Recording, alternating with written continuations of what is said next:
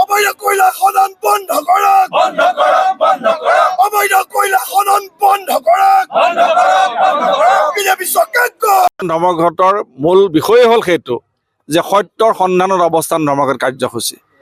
এই অবৈধ কয়লা চিণ্ডিকেটৰ প্ৰকৃততে চৰ্দাৰ কোন, এই চৰ্দাৰটো এই চৰকাৰখনে উলিয়াবই লাগিব। আমাৰ দাবী হ'ল যে অবৈধ কয়লা চিণ্ডিকেটৰ লগত জড়িত হোৱা চৰ্দাৰগৰাকীক CBI দ্বাৰা তদন্ত কৰি তাক চিনাক্তকৰণ কৰিব লাগিব বুলি আমি দাবী জনাইছোঁ। আপোনালোকে দেখিছে এইগৰাকী মুখ্যমন্ত্ৰীয়ে কৈ থাকে যে আমাৰ চৰকাৰৰ দিনত অবৈধ চিণ্ডিকেট বন্ধ হৈছে, কিন্তু আজি তেওঁ নিজে স্বীকাৰ কৰিবলৈ বাধ্য হ'ল যে হয় MADCৰ বাহিৰত আজি অবৈধভাৱে এনেধৰণৰ চিণ্ডিকেট চলি আছে। যদি অবৈধ কয়লা চিণ্ডিকেট চলি আছে তেতিয়াহ'লে এগৰাকী যদি মুখ্যমন্ত্ৰী যিহেতু গৃহ বিভাগৰ দায়িত্বত আছে তেখেতে যদি গম নাপায়, তেখেতৰ যদি অজ্ঞাত সাৰে হৈ আছে, তেতিয়াহ'লে ইয়াতকৈ আৰু লজ্জাজনক বিষয় হ'ব নোৱাৰে। আমি সকলোৱে জানো আজি পৰিস্ফুট হৈছে যে এইখন চৰকাৰৰ একাংশ মন্ত্ৰীৰ আশীষ নাপালে কেতিয়াও দেৱলাল গাৰ্লছে ডাঙৰীয়াই এই অবৈধ চিণ্ডিকেট চলাব নোৱাৰে। আপোনালোকে দেখিছে যে আমাৰ ডিমা হাছাও অঞ্চলৰ উমৰাংচু অঞ্চলৰ 3 কিলো ঠাইত ৰেড হ'ল মাইনিঙৰ জৰিয়ত কবলত পৰি পেলাই আমাৰ পেটে ভাতে খাই থকা হাজিৰা খাই থকা ব্যক্তিসকলে শ্ৰমিকসকলে আজি প্ৰাণ দিবলগীয়া হৈছে। আজি কেইবাগৰাকীও ব্যক্তি সন্ধানহীন হৈ আছে। আজি 5 দিন হ'ল সেই সন্ধানহীন ব্যক্তিসকলক এতিয়ালৈকে তেওঁলোকে নিৰাপদে উদ্ধাৰ কৰিব পৰা নাই। আজি এগৰাকী ব্যক্তি ইতিমধ্যে মৃত্যুমুখত পৰিছে। আমাৰ শোণিতপুৰ জিলাৰ এগৰাকী শ্ৰমিক সন্ধানহীন হৈ আছে বুলি আমি গম পাইছোঁ।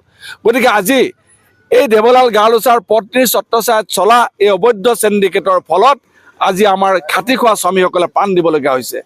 আজি খাটি খোৱা শ্ৰমিকসকলক ব্যৱহাৰ কৰি তেওঁলোকে আজি কোটি কোটি টকা অবৈধভাৱে তেওঁলোকে সংগ্ৰহ কৰিছে আৰু চৰকাৰৰ ছত্ৰছায়াত এই চৰকাৰ যে চলি আছে, এই যে অবৈধ চিণ্ডিকেট চলি আছে তাক প্ৰমাণ হৈছে। গতিকে আমাৰ কথা হ'ল যে মুখ্যমন্ত্ৰী ডাঙৰীয়াই CBI তদন্ত কৰিব লাগিব আৰু CBI তদন্ত কৰি এই কয়লা চিণ্ডিকেটৰ নায়ক নোলিয়ালৈকে আমাৰ প্ৰতিবাদ ক্ষান্ত নহয়।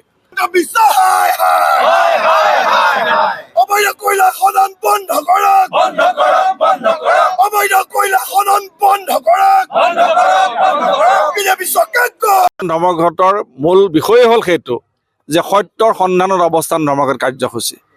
এই অবৈধ কয়লা চিণ্ডিকেটৰ প্ৰকৃততে চৰ্দাৰ কোন, এই চৰ্দাৰটো এই চৰকাৰখনে উলিয়াবই লাগিব।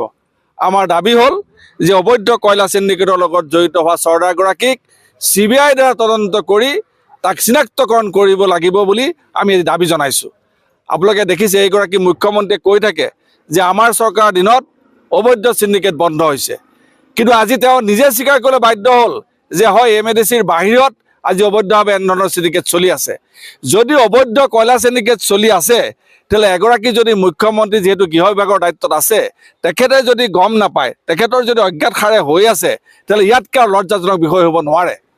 আমি সকলোৱে জানো আজি পৰিস্ফুট হৈছে যে এইখন চৰকাৰৰ একাংশ মন্ত্ৰীৰ আশীষ নাপালে কেতিয়াও দেৱলাল গাৰ্লছে ডাঙৰীয়াই এই অবৈধ চিণ্ডিকেট চলাব নোৱাৰে।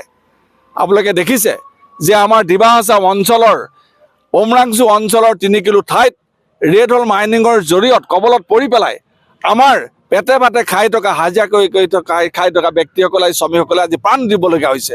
আজি কেইবাগৰাকীও ব্যক্তি সন্ধানহীন হৈ আছে। আজি 5 দিন হ'ল সেই সন্ধানহীন ব্যক্তিসকলক এতিয়ালৈকে তেওঁলোকে নিৰাপদে উদ্ধাৰ কৰিব পৰা নাই। আজি এগৰাকী ব্যক্তি ইতিমধ্যে মৃত্যুমুখত পৰিছে। আমাৰ শোণিতপুৰ জিলাৰ এগৰাকী শ্ৰমিক সন্ধানহীন হৈ আছে বুলি আমি গম পাইছোঁ।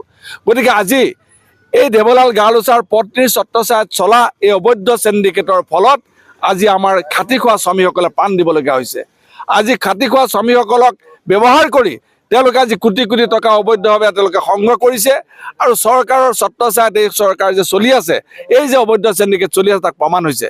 গতিকে আমাৰ কথা হ'ল যে মুখ্যমন্ত্ৰী ডাঙৰীয়াই CBI তদন্ত কৰিব লাগিব আৰু CBI তদন্ত কৰি এই কয়লা চিণ্ডিকেটৰ নায়ক নোলিয়ালৈকে আমাৰ প্ৰতিবাদ ক্ষান্ত নহয়।